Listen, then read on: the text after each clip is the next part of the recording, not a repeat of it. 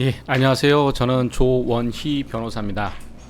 오늘은 이제 아마 앞부분에서는 이제 많은 그 발표자 분들께서 주로 기술적인 내용들, 전체 트렌드에 대한 내용들을 많이 설명해 주셨을 것 같고요. 저는 이제 법적 현황에 대한 말씀을 좀 드리려고 합니다.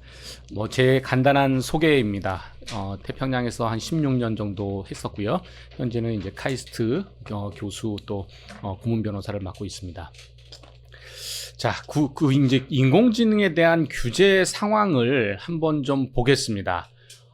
지금 이제 인공지능에 대한 규제의 필요성에 대해서는 너무나 많은 지금 이제 보도들이 있죠. 그래서 오늘까지 이제 스위스 다보스에서 다보스 포럼이 개최되는데 이번 다보스 포럼의 가장 중요한 주제 중에 하나도 인공지능 이슈입니다. 그리고 특히 과연 인공지능을 우리가 어떻게 보고 또 이것을 어떻게 합리적으로 규제해야 되는지에 대한 논란이 지금 이제 계속 있는 상황인데요. 우리나라 같은 경우도 이제 이미 오래전부터 인공지능에 대한 나름대로의 이제 규제 프레임을 만들기 위해서 여러 가지 이제 노력들이 있어 왔습니다. 그래서 가장 이제 대표적으로 이제 국가적인 차원에서 준비했던 거는 이제 2019년에 인공지능 국가 전략이라는 이제 발표를 좀 하면서 우리나라에서는 그러니까 선허용 후 규제의 기본 방향을 가져가겠다. 그리고 특히나 이제 AI 분야에서는 그 네거티브 규제 로드맵을 수립하겠다. 이렇게 이제 발표를 좀 했었습니다. 그리고 AI의 신뢰성이나 안전성 등을 검증하는 그런 품질 관리 체계를 구축하겠다. 이런 이제 방향이었죠. 이 사실은 이제 초기에는 인공지능을 어떻게 하면은 우리가 산업적으로 발전시킬 거냐, 우리나라가 이제 기술적으로 미국이라든지 다른 국가에서 뒤져 있는 분야였기 때문에 이것들을 좀 진흥하자라는 그런 관점에서의 논의가 많았습니다. 이제 그러는 과정에서 이제 점차 이용자들에 대한 보호, 또 인공지능의 어떤 윤리 기준 이런 얘기들이 나왔고요. 그래서 2020년에 과학기술정보통신부에서 인공지능 윤리 기준이라는 것을 발표했습니다. 여기서 이제 인공지능 윤리 기준의 10대 핵심 요건은 제가 뒤에서 말씀드리는 EU나 미국에서 얘기하는 그 요건과 크게 다르지 않습니다. 인권 보장이라든지 프라이버시 보호라든지 책임성, 투명성, 안전성 이런 기본적인 내용들을 다 담고 있습니다. 그리고 이제 지속적으로 그 이후에도 나름대로의 이제 로드맵이라든지 실현 전략 이런 것들이 이제 꾸준히 발표됐었고요. 특히 이제 21년에 개인정보보호위원회에서 AI 개인정보보호 자율 점검표라는 것을 공개했습니다. 아시는 것처럼 이제 AI하고 가장 대척점이라 그럴까요? 접점에 있는 분야가 이제 개인정보의 이슈입니다. 그래서 AI가 활용되는 과정에서 다양한 개인정보를 활용하게 되고 그러다 보니까 이제 개인정보 침해의 이슈가 발생할 수 있기 때문에 이런 부분들을 이제 사전에 좀 예방하자 하는 차원에서 이제 개보위에서 이 자율점검표를 만들어서 공개를 했었고요. 그 다음에 이제 조금 더 이제 윤리와 관련된 이슈들이 많이 이제 논란이 됐습니다. 그래서 22년에 인공지능 윤리정책 포럼이 이제 발족되고 여기서 어떤 결과물들이 좀 나오고 있었고요. 그 다음에 이제 국가인권위원회에서는 인공지능 개발 활용에 관한 인권 가이드라인까지 이제 만들기도 했습니다. 직접적으로 인공지능에 관련된 건 아닙니다만은 이제 아마 작년에 디지털 권리장전이라고 들어보신 적 있을 겁니다. 그래서 우리나라에서 작년 9월이죠. 디지털 권리장전을 발표하면서 그 내용 중에도 이제 인공지능과 관련된 내용들을 포함시켜서 디지털 포용성을 강화하겠다. 그리고 이제 그런 디지털 포용성을 전제로 해서 인공지능과 관련된 법들을 제정하겠다. 이런 이제 정부 정책이 발표된 바 있습니다. 그래서 이 국내에서의 인공지능에 대한 규제 동향은 뒤에 이제 입법에 대해서는 제가 뒤에서 따로 또 말씀을 드리겠습니다. 근데 이제 입법 외에 이런 가이드라인이라든지 이런 전체적인 프레임워크 같은 경우에는 이미 이제 2010년대 말부터 꾸준히 준비되어 왔다라고 그렇게 이제 보시면 될 것 같습니다. 자, 국내외 인공지능에 대한 규제 동향을 한번 또 살펴보겠습니다. 아마 이제 최근 EU 관련된 그 기사들을 많이 보셨을 거예요. 그래서 EU 집행위원회가 21년 4월에 이제 인공지능 법안을 발표하게 됩니다. 그리고 나서 이제 한 2년 정도 엄청난 논의가 있었죠. 그렇죠. 뭐 그때 이제 자료들을 보니까 뭐 국가별로 그리고 뭐 산업별로 뭐 어떨 때는 이제 회사별로 다양한 논의들이 있었다고 해요. 그래서 그 2년여에 거친 다양한 논의 끝에 이제 작년 6월에 인공지능법 초안이 이제 유럽 의회에서 통과가 됐습니다. 이제 유럽 EU 같은 경우에는 조금 이제 절차가 복잡하다고 합니다. 그래서 집행위원회에서 어떤 초안이 나오면 이제 다양한 국가들에 보내져서 그 국가의 의견, 산업의 의견 이런 것들을 쭉 이제 듣게 되고요. 그런 것들을 다 취합해서 유럽 의회가 초안을 통과시키면 그 이후에 이제 뭐 EU의 행정부의 역할을 하는 곳이죠. 집행위원회하고 이사회하고 유럽 의회가 이런 이제 3자 협의를 통해서 구체적인 법안을 최종적으로 심의를 한다고 합니다. 근데 최근에 이제 이 인공지능법 같은 경우에는 지난달에 이 집행위원회와 이사회, 유럽의회의 3자 협상이 타결됐다.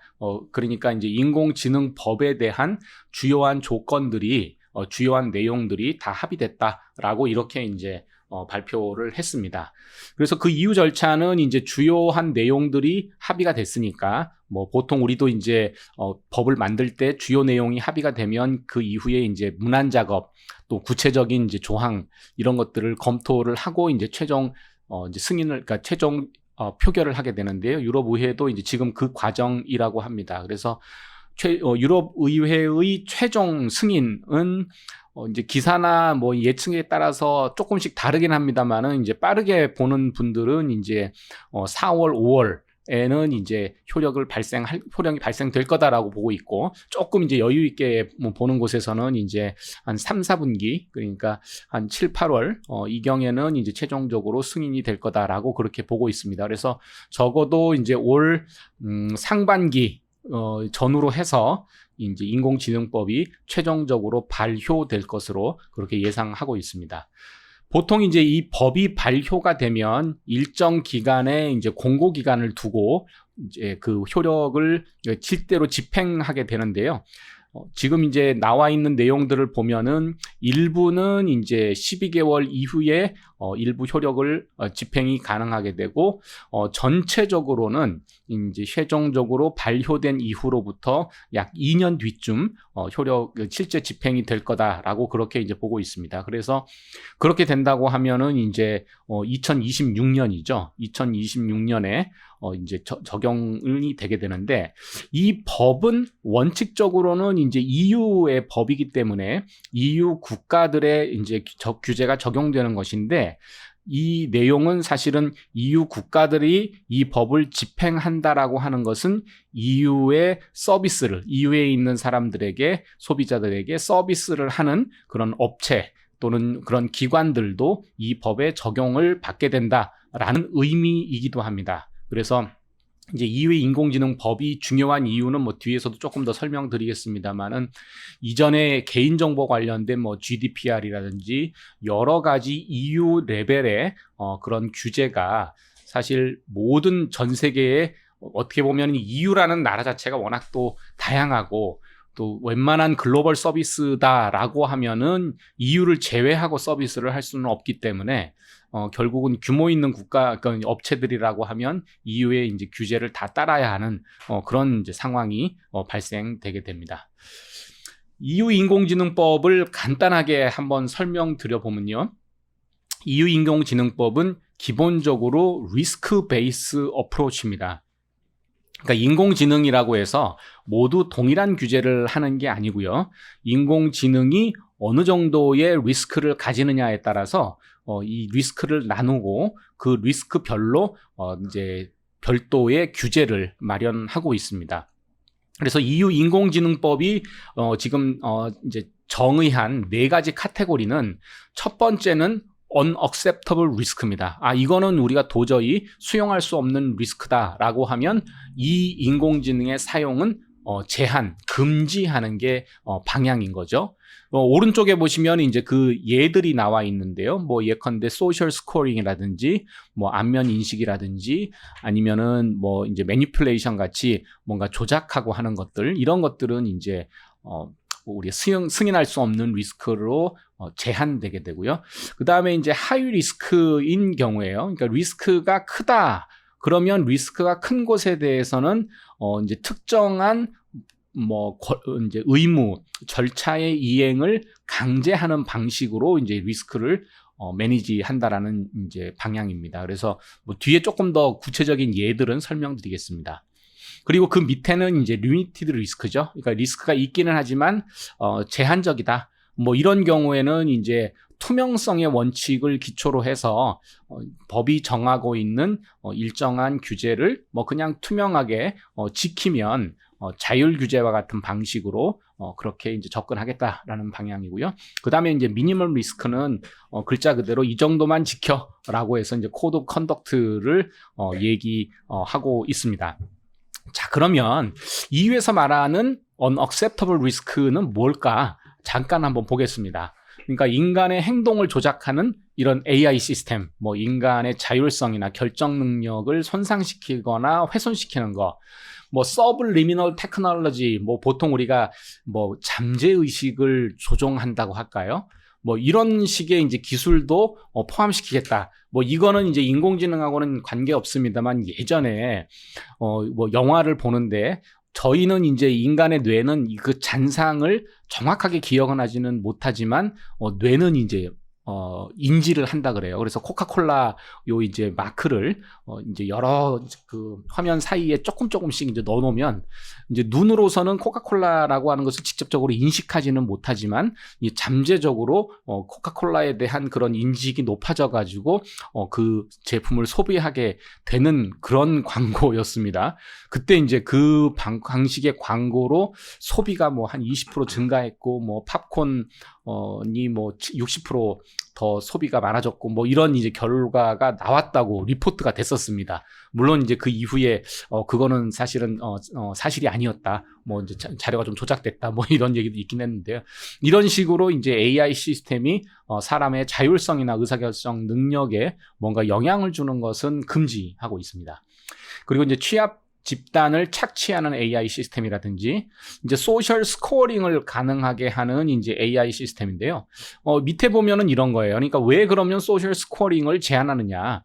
만약에 사람에 대해서 뭔가 사회적인 점수를 제공하게 된다면 이 이제 AI 시스템이 결국은 차별적으로 어떤 결과값을 이제 활용하게 된다거나 아니면은 이제 소셜 스코어링에서 점수가 낮은 특정 그룹을 배제하는 그런 상황이 이어질 수 있기 때문에 이런 것들을 제한하고 있고요. 뭐 당연한 거지만 합니다만은 뭐 범죄 활동을 촉진한다든지 뭐 안전 필수 인프라를 약화시킨다든지 뭐 교육이라든지 의료라든지 교통 교육이 아닌데 교통, 의료 이런 필수 인프라와 관련되는 것들이겠죠. 그리고 사실은 이제 EU 인공지능법과 관련해서 가장 우려하고 있는 부분이 이제 이런 생체 인식과 관련된 부분입니다. 그래서 지금 이제 EU 인공지능법에서는 이제 생체 인식을 사용하는 AI 시스템을 지금 엄격하게 제한하고 있고요. 특히 이제 법 집행 목적으로 사용하는 것은 아예 금지를 하고 있습니다. 그래서 이제 EU의 AI 법에 대해서 이제 논란이 이제 많이 있고 이것을 이제 반대하는 그런 견해들에서 가장 중요하게 제기하고 있는 게 이제 이런 생체 인식에 대한 과도한 규제를 얘기하고 있습니다. 그래서 이런 것들은 지금 말씀드린 항목들은 이제 EU 인공지능법에서는 금지되는 인공지능이다라고 이제 그렇게 정의되고 있고요. 그 다음에 이제 인공지능법에서 이제 하이 리스크 시스템입니다. 하이 리스크인 경우에는 기본적으로 규제의 원칙은 safe and fair입니다. 그래서 공공의 이익에 부합하도록 안전하게 사용돼야 되고 그리고 공정하게 그러니까 이제 차별적이지 않고 공정하게 활용되어야 된다라고 하는 그런 원칙을 가지고 있습니다. 그래서 뭐 제가 빨간색으로 한 부분들을 좀 보면요, 교육 입학 평가라든지 고용 근로자 관리라든지 법 집행, 뭐 사법 행정, 생체 인식. 자, 아까 말씀드린 생체 인식 금지였죠. 금지는 뭐였습니까? 아까 생체 인식을 실시간으로 해서 법 집행에 활용하는 것은 금지된다 그랬습니다. 근데 이제 그 외에 이제 생체 인식은 이제 하이 리스크의 영역으로 해서 이런 이제 safe and fair라는 기준에 의해서 이렇게 규제를 받게 됩니다. 자, 그러면 이후에 인공지능법이 지금 왜 중요하냐, 왜 고민이냐 하는 것입니다. 아시는 것처럼 이제 개인정보와 관련돼서는 이제 EU의 GDPR이 이제 아주 글로벌 스탠다드가 사실 되어 있습니다. 저도 예전에 이제 개인정보를 처리하면서 EU에서 이제 GDPR을 이제 제정을 하고 이제 집행을 시작했을 때 이게 너무 엄격하다라는 생각을 사실은 좀 했어요. 그러다 보니까 이렇게 엄격한 법이 제대로 적용이 될까, 집행이 될까?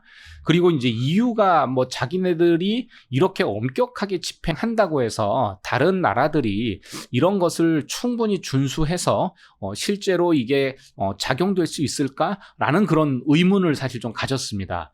근데 이제 EU GDPR이 엄격하게 법 집행을 하면서 이 모든 나라들, 아까 말씀드린 대로 이제 웬만한 규모가 있는 회사라면은 EU의 이제 서비스나 상품을 제공하지 않을 수가 없기 때문에 모두 이제 GDPR을 지켜야 되는 그런 상황이 된 거죠.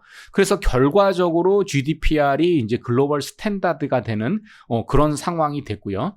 그러니까 EU 입장에서는 약간의 이제 비판적인 시각으로 보는 견해는 이게 결국은 규제 산업 아니냐. 그러니까 규제를 높게 만들어 가지고 규제와 관련된 그런 기관들, 회사들이 이제 수익을 낼 수 있도록 그런 것을 만드는 거 아니냐. 뭐 그런 이제 비난도 있기는 합니다. 근데 이제 인공지능법이 현재 나와 있는 다양한 인공지능 법 중에서는 가장 규제 수준이 높다 보니까 역시 이제 인공지능이 GDPR 같이 글로벌 스탠다드가 될 수도 있다라는 그런 이제 우려들을 좀 하고 있죠. 아시는 것처럼 이제 영국은 이제 브렉시트를 통해서 이제 EU에서 탈퇴를 했습니다. 그래서 최근 영국의 움직임은 이거 EU 인공지능법 이거 너무 규제가 심하기 때문에 EU에서는 제대로 인공지능에 대한 그런 개발이나 상용화가 어렵다. 그러니까 유럽에서 인공지능과 관련된 개발을 하려면 우리나라를 와라. 그래서 이제 최근에 영국에서의 AI의 방향은 미국과 좀 비슷하죠. 그러니까 이제 EU의 인공지능 법과는 약간의 대척 지점에서 조금 더 활용성을 높이고 규제를 완화하는 방식으로 그렇게 이제 영국의 제도가 설계되고 이제 시행이 되고 있습니다. 그래서 인공지능 법제를 우리가 고민할 때 이제 EU가 워낙 오랜 기간 동안 그리고 또 많은 당사자들이 논의를 거쳐서 또 규제 기준을 워낙 높게 설정해 놨다 보니까 과연 이제 이게 글로벌 스탠다드가 될 것이냐 아니면 지금 다른 움직임, 특히나 미국 쪽의 움직임이죠. 이런 것처럼 조금 더 활용과 서로 이제 비교를 하면서 그 방향을 잡아간다 그럴까요? 그 사이에서 어떻게 될지를 저희가 조금 더 보게 될 것 같습니다. 자, 그러면 이제 아까 말씀드린 대로 조금 대척 지점에 있는 미국을 한번 살펴보겠습니다. 미국의 AI 규제는 이제 연방정부 차원에서 이루어지고 있는 규제인데요. 트럼프 행정부가 있었던 2000년에는 이제 인공지능을 조금 더 활용시켜 보겠다. 라는 그런 이제 행정명령의 발표가 있었고요. 물론 이제 정부 차원에서의 AI 사용에 대한 규제도 물론 있었습니다. 그리고 이제 AI법의 취지와 유사한 거죠. 그렇지만 이제 그 이후에 나오는 이제 여러 가지 법의 초안이라든지 프레임워크들을 보면 이제 EU의 인공지능법과 같이 어떤 규제가 주된 목적이라기보다는 AI의 연구 개발을 어떻게 할 거냐. 그리고 이제 각 기관들이 인공지능을 기술을 사용하는 데 있어서 어떤 이제 시스템과 프레임워크를 가져갈 거냐 하는 그 큰 틀에서의 논의가 좀 많았습니다. 그리고 이제 그와 더불어서 책임이라든지 윤리 이런 이슈들도 이제 계속해서 발표가 됐었죠. 그래서 이제 미국 행정부에서 지금 가장 이제 논의가 많이 되고 있는 것이 이제 바이든 행정부가 발표한 AI 권리장전이 하나가 있었고요. 그 다음에 지난해에 미국의 NIST에서 AI 위기관리 프레임워크라고 하는 것을 발표해서 미국 내에서는 이것을 기준으로 해서 인공지능에 대한 규제 논의가 이루어지고 있습니다. 이 권리장전의 내용은 사실 뭐 기본적인 내용이고요. AI 뭐 EU의 AI 법과 크게 다르지 않습니다. 앞서 말씀드렸던 우리나라에서의 이제 권리장전하고도 사실은 크게 다르진 않은데요. 뭐 공공성과 책임성, 뭐 프라이버시나 보안, 인간의 자율성이나 존엄성, 그리고 뭐 사회적 영향, 뭐 이거는 이제 우리가 기존에 생각했던 것과 비슷합니다. 여기서 조금 더 눈여겨볼 게 이제 NIST인데요. NIST에서는 이제 이 AI의 규제를 EU의 인공지능법과 유사하게 리스크 베이스로 하고 있습니다. 그래서 이거를 우리가 AI 리스크 매니지먼트 프레임워크라고 부르고 있어요. 그래서 AIRMF라고 이제 부르고 있는데요. 이것도 역시 이제 그 규제 프레임을 위험의 종류에 따라서 이렇게 식별하고 평가하고 실행한다 하는 그런 이제 기준을 가지고 있습니다. 그래서 이제 여기서 얘기하는 5가지의 단계를 보면 결국은 우리의 AI 시스템을 식별하는 거죠. 우리의 AI 시스템은 어떤 리스크를 가지고 있는지를 식별하는 작업을 하게 되고요. 그리고 이제 식별을 했으면 그러면 과연 우리는 위험 범주, 리스크 카테고리 중에서 어디에 속하는지를 사실은 이제 판단하게 됩니다. 그래서 그 리스크 카테고리를 선택하면 그 선택된 그 카테고리에 해당하는 그런 이제 보안 시스템들을 구현하는 작업을 3단계에서 하게 되는 거죠. 그래서 만약에 구현하고 실행을 하고 나서 과연 이 이제 그 효과가 어땠는지를 보면서 여전히 어떤 취약점이나 약점이 보여지는지를 보게 되고요.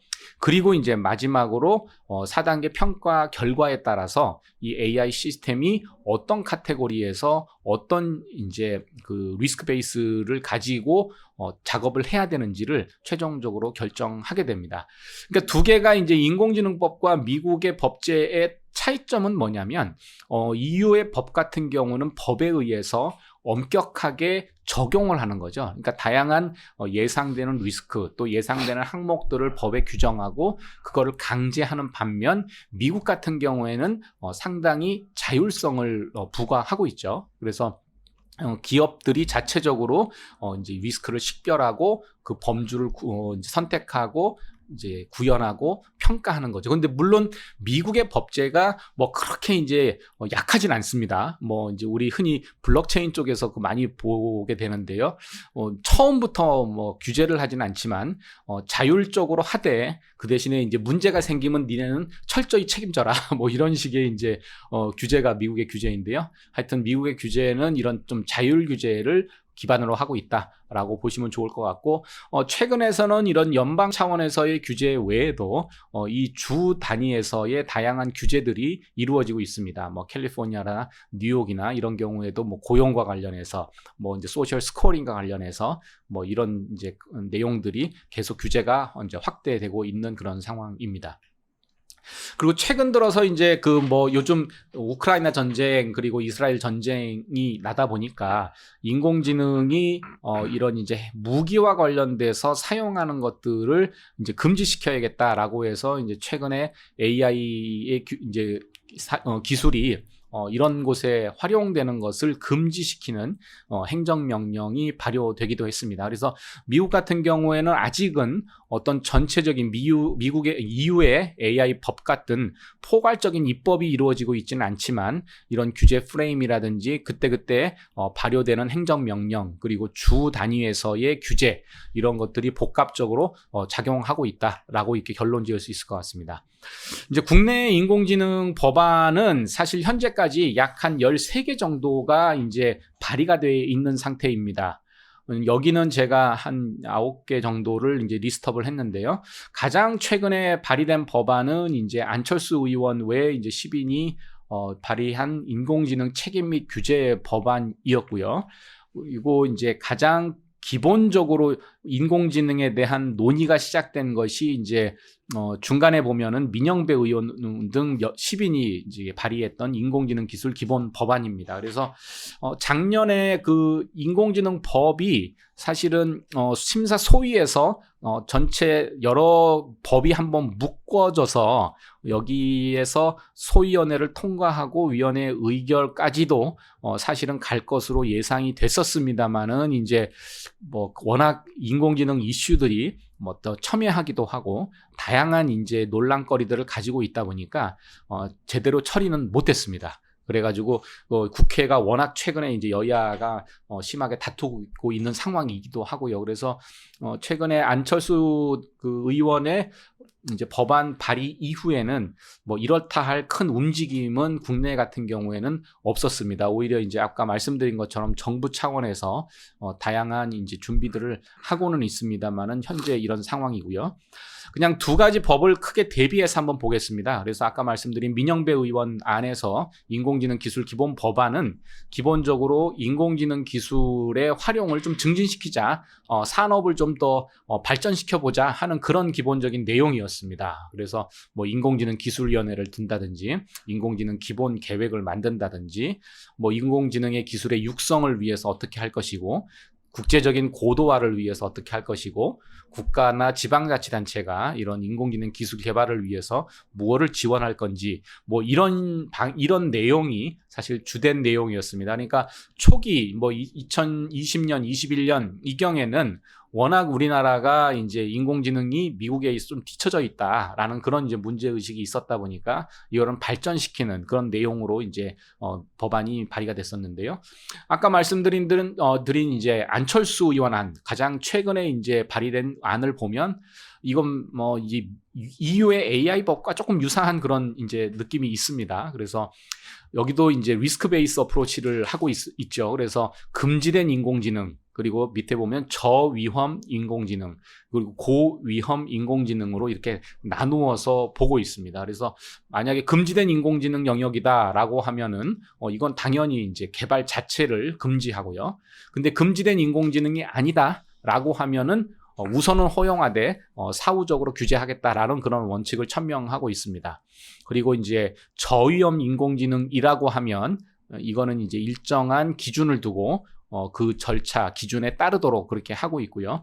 그 대신에 이제 고위험 인공지능에 대해서는 이제 이용자 보호, 사용자 보호가 중요하기 때문에 이에 대한 정부의 역할이라든지 뭐 사업자의 책무라든지 이용자의 권리 뭐 이런 것들을 자세하게 규정하고 있습니다. 근데 이제 두 개 뭐 EU 인공지능법하고 이제 우리나라 법안을 비교하면 일단 양에서 너무 차이가 많죠. EU 인공지능법 같은 경우에는 되게 두껍습니다. 그래서 저도 한번 읽는데 시간이 참 많이 들었었는데요. 근데 국내의 인공지능 법안은 사실은 몇 페이지 안 됩니다. 그래서 이 포괄적이긴 하지만 사실은 디테일하지 않기 때문에 물론 그 내용이 이제 시행령이나 시행규칙이나 아니면 정부의 이제 다양한 뭐 고시 이런 것들을 통해서 보완이 되기는 하겠습니다만은 그 이제 디테일한 레벨들을 우리가 어떻게 좀 잘 관리해서 법안을 만들어 갈 거냐 하는 게 이제 현재로서는 가장 큰 고민입니다. 그래서 만약에 이제 인공지능 법안이 아까 말씀드린 대로 이제 그 7개 법률안이 통합이 돼 가지고 하나의 법안으로서 심의가 됐기 때문에 그 법안이 이제 주된 뼈대가 돼서 이제 법이 제정될 것으로 그렇게 이제 생각은 됩니다.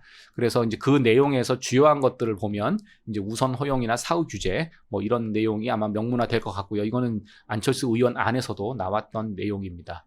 그리고 이제 인공지능을 각 위험 영역별로 나눌 것으로 이제 예상이 됩니다. 그래서 이건 AI 뭐 미국의 그 규제 프레임도 마찬가지고 유럽도 마찬가지였죠. 그래서 가장 중요한 것은 결국은 고위험 영역의 인공지능을 어떻게 우리가 정의할 거냐 하는 것입니다.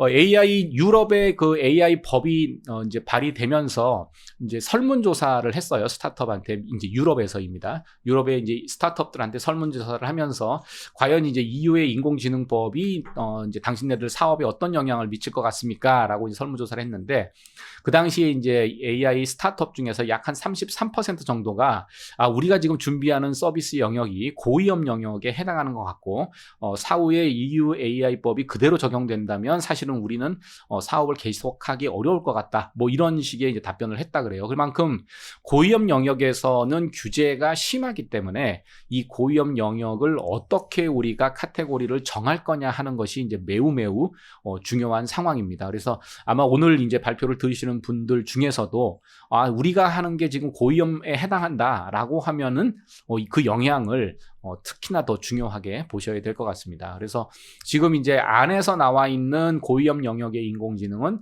사람의 생명이나 신체의 안전, 기본권에 중도한 영향을 미칠 수 있는 예컨대 에너지라든지 생수라든지 보건의료, 의료기기, 채용이나 대출심사, 생체정보 이용, 이런 것들이 포함되어 있습니다.